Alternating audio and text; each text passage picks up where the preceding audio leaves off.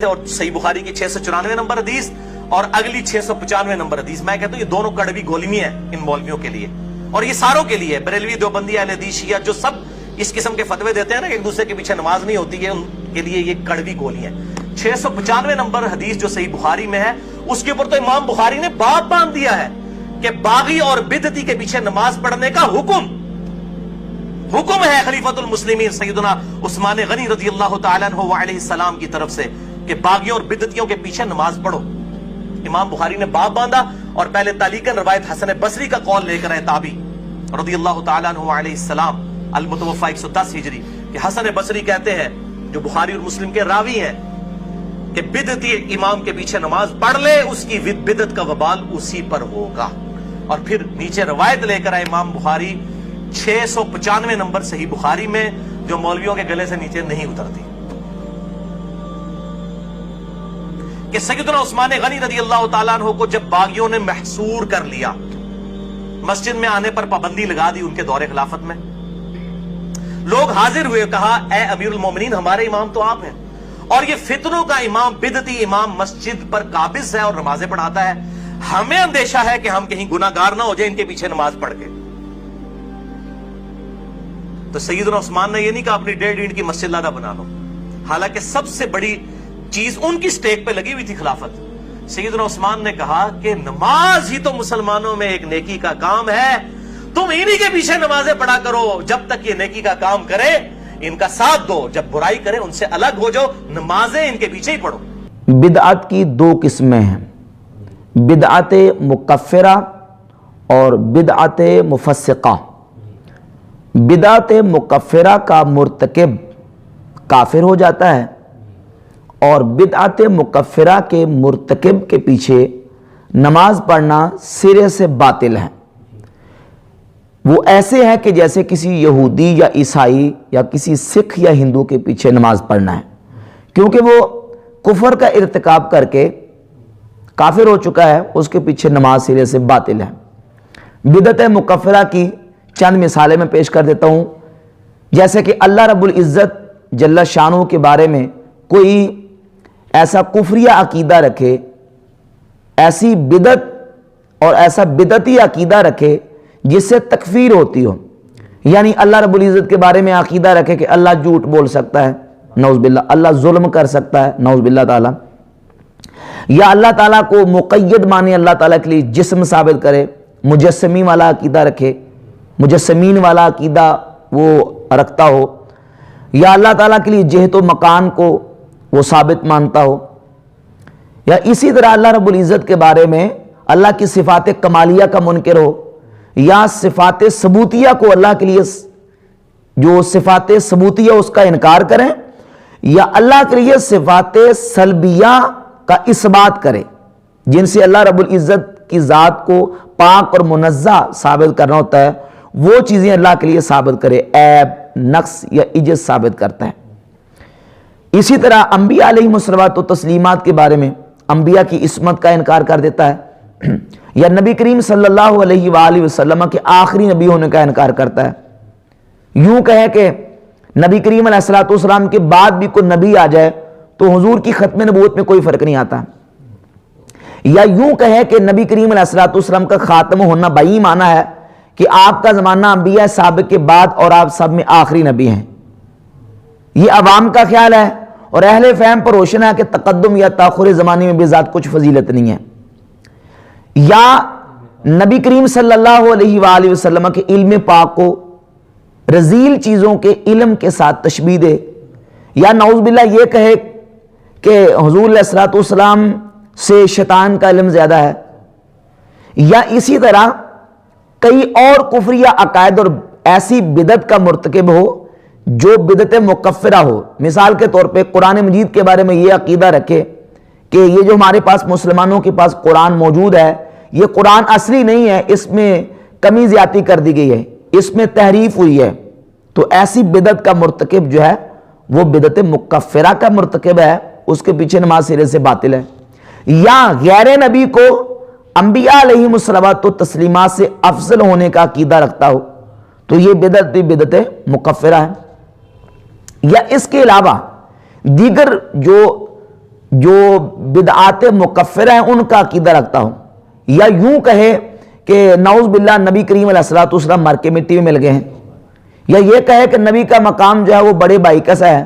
نبی کی تعظیم بڑے بھائی کسی کیجیے، بس اس طرح کے جو عقائد رکھنے والا ہے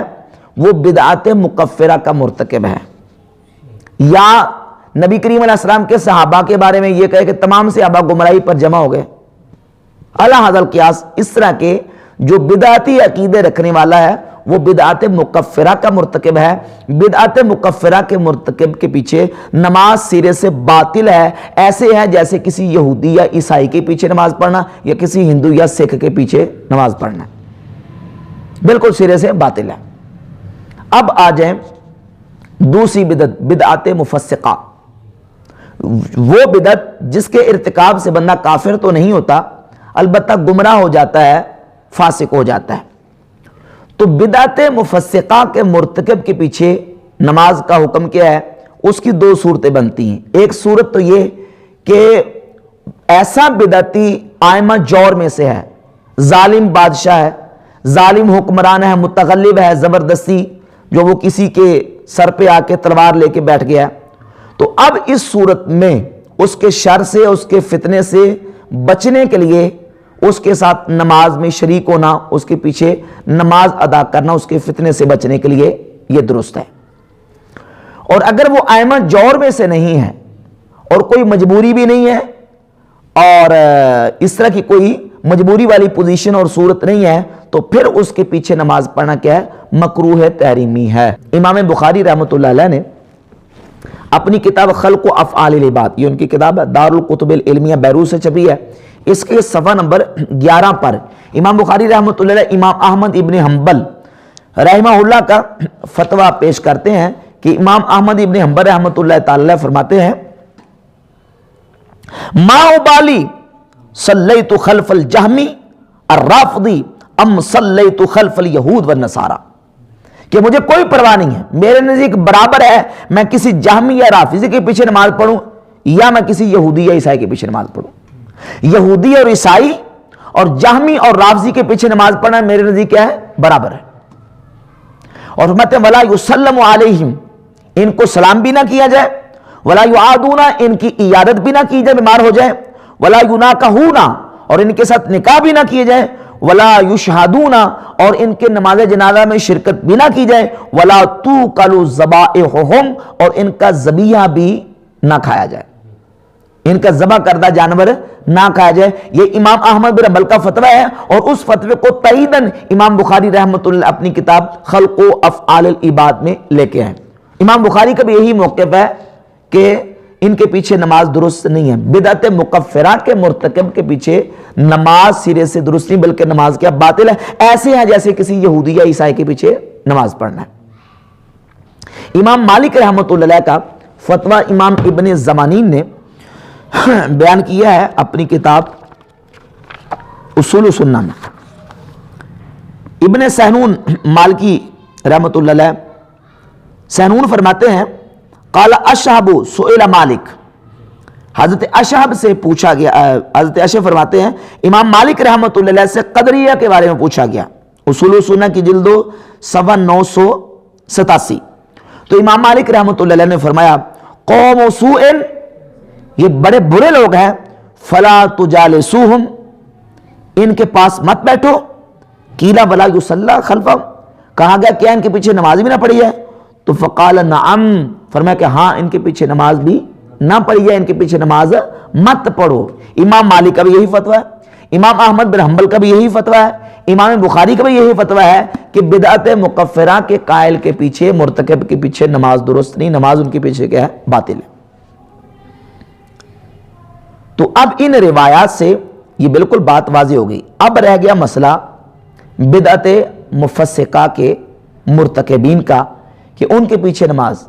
تو اب میں نے اس کی دو صورتیں بیان کی تھی کہ اگر بدعت مفسقہ کا مرتکب ائمہ جور میں سے ہے تو ظاہر ہے کہ اس کے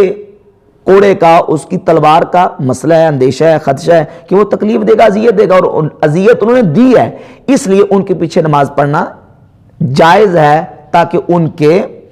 اس اذیت سے اور ان کے اس فتنے سے بچا جا سکے۔ اب اس سلسلے میں جتنی روایات پیش کی جاتی ہیں، پہلے تو میں اس سلسلے میں کچھ روایات پیش کروں گا سنن نسائی سے۔ امام نسائی رحمۃ اللہ علیہ نے سنن نسائی میں باقاعدہ باب قائم کیا ہے الصلاۃ مع ائمۃ الجور، ظالم بادشاہوں کے پیچھے ظالم اماموں کے ساتھ نماز پڑھنے کا بیان۔ حدیث نمبر 775 اور 776 ہے، 775 اور 776۔ 775 حدیث میں حضرت ابو ذر غفاری رضی اللہ عنہ فرماتے ہیں کہ نبی کریم صلی اللہ علیہ وآلہ وسلم نے ارشاد فرمایا صلی صلاۃ لوقتها، نماز کو اس کے وقت پر ادا کرو، فإن أدركت معهم فصلی، اگر تم ائمہ جور کو پاؤ تو ان کے ساتھ نماز پڑھ لو، ولا تقل انی صلیت فلا اصلی، ان سے یہ نہ کہو کہ میں نماز پڑھ چکا ہوں اب میں تمہارے ساتھ نماز نہیں پڑھوں گا، یہ نہ کہو، یعنی پہلے سے نماز پڑھ لو، اب ان کے فتنے سے بچنے کے لیے تم ان کے ساتھ کھڑے ہو جاؤ تاکہ وہ تمہیں اذیت نہ دے، تمہیں نقصان نہ پہنچائے۔ ان سے یہ نہ کہو کہ میں نماز پڑھ چکا ہوں اب میں تمہارے ساتھ نہیں پڑھوں گا، بلکہ ان کے ساتھ نماز تم ادا کر لو۔ اور حدیث 776 ہے، یہ ہے سیدنا عبداللہ ابن مسعود رضی اللہ عنہ فرماتے ہیں کہ نبی کریم علیہ الصلوۃ والسلام نے ارشاد فرمایا لعلکم ستدرکون اقواما یصلون الصلاۃ لغیر وقتها، کہ اے عبداللہ شاید ان قریب تم ایسی قوم کو پاؤ، ایسی اقوام کو پاؤ جو نماز کو اس کے وقت سے تاخیر کر کے مؤخر کر کے پڑھیں گے، فَإِنْ أَدْرَكْتُمُوهُمْ، اگر تم ان کو پاؤ، فَصَلُّوا صَلَاةَ لِوَقْتِهَا، تو تم نماز کو اپنے وقت پر ادا کر لو، نماز کو پہلے سے ان کے ساتھ نماز پڑھنے سے پہلے اپنے وقت پر نماز کو ادا کر لو، وَصَلُّوا مَعَهُمْ، اور پھر اب ان کے ساتھ تم نماز پڑھ لو ان کے فتنے سے بچنے کے لیے۔ تو یہ روایات احادیث بھی یہ صحیح ہے، اس سے ثابت ہوتا ہے کہ ائمہ جور کے فتنے سے بچنے کے لیے جو جن علماء نے جن اسلاف نے نماز پڑھی ہے ان کے ساتھ وہ اس خدشے کے پیش نظر کہ کہیں وہ نقصان نہ دے۔ باقی عام نارمل حالات میں احادیث موجود ہیں، سنن ابن ماجہ میں حدیث نمبر 1081 ہے، سرکار دو عالم صلی اللہ علیہ وسلم کی حدیث ہے، پوری تفصیل کے ساتھ لمبی حدیث ہے، اس کا ایک ٹکڑا اور حصہ یہ ہے کہ لا یؤم فاجر مؤمنا، کوئی فاجر کسی مومن کا امام نہ بنے، مومن کا فاجر امام نہ بنے، ہاں الا ان یقہرہ بسلطان، مگر کوئی اپنی طاقت سے اس پر غلبہ کر لے، وہ مقتدی مقہور ہو جائے، یخاف سیفہ و صوتہ، اب اس مقہور معموم کو مقتدی کو اس ظالم امام کے کوڑے کا اس کی تلوار کا ڈر ہو تو اب اس کے ساتھ نماز ادا کر لے۔ یہ روایت سنن کبری بیہقی جلد 2 صفحہ 90، احادیث المختارہ میں، مسند عبد ابن حمید میں اور ابن عساکر میں جلد 17 صفحہ 229 پر، مجمع الزوائد جلد 2 صفحہ 170 پر، طبرانی اوسط میں جلد 1 صفحہ 48 پر اور مسند ابی یعلا جلد نمبر 2 صفحہ 107 پر متعدد طرق کے ساتھ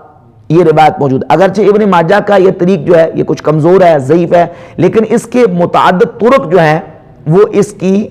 سند کو اور اس کی قوت کے لیے کیا ہیں، کافی ہیں، اور ہمارے فقہاء نے ان روایات اور ان احادیث سے استدلال کیا ہے کہ فاجر کو مومن متقی پرہیزگار کا امام نہیں بنانا چاہیے۔ ایک روایت یہ، دوسری روایت یہ ہے مستدرک حاکم جلد 3 صفحہ 43 پر، حدیث کا نمبر ہے 5048، سیدنا مرثد ابن ابو مرثد الغنوی رضی اللہ عنہ صحابی سے یہ حدیث ہے، فرماتے ہیں نبی کریم علیہ الصلوۃ والسلام نے ارشاد فرمایا کہ جو بندہ اس بات کو پسند کرتا ہے، اس بات پر خوش ہوتا ہے ان تقبل صلاتکم، کہ تمہاری نماز اللہ کی بارگاہ میں قبول کی جائے، تو اپنا امام اپنے بہتر لوگوں کو بناؤ، کیونکہ تمہارا امام تمہارے اور تمہارے رب کے درمیان نمائندہ ہے، تمہارے اور تمہارے رب کے درمیان نمائندہ ہے۔ یہ روایت مستدرک حاکم بھی موجود ہے، طبرانی کبیر جلد 9 صفحہ 60 پر، حدیث کا نمبر ہے 17165، الاصابہ جلد 3 صفحہ 1811 پر، امام ابن عسقلانی نے اس کے متعدد طرق بیان کیے ہیں۔ یہ روایت تعدد طرق سے قوی ہوتی ہے اور ہمارے فقہ نے اس روایت سے استدلال کیا ہے۔ اور سنن دارقطنی کی جلد 2 صفحہ 63 اور 64 پر بھی اس مضمون کی روایت سیدنا عبداللہ بن عمر رضی اللہ تعالیٰ سے موجود ہے کہ اپنا امام ایسے لوگوں کو بناؤ جو تمہارے بہتر لوگ ہوں، کیونکہ وہ تمہارے اور تمہارے رب کے درمیان تمہارے کیا ہے؟ نمائندے ہیں۔ تو عام حالات میں ان احادیث کے پیش نظر متقی پرہیزگار کو امام بنانا چاہیے، کسی بدعتی کو، بدعت مفسقہ کے مرتکب کو نماز میں اپنا امام منتخب کرنا یہ درست نہیں ہے۔